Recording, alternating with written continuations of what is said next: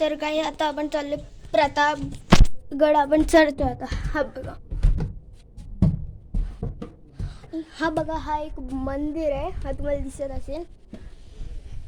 आणि आता आपण चाललोय लंचला. चला गाईस. आता आम्ही लंच वगैरे केलं आहे. ही बघा दीदी रीत. आणि आता आपण थोडा आराम करूया आणि मग संध्याकाळी सनसेट पॉईंटला जाऊया. चला.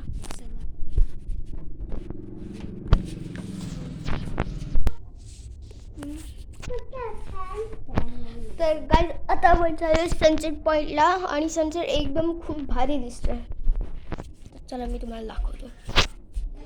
आणि तो बघा सनसेट पॉईंट. आणि तो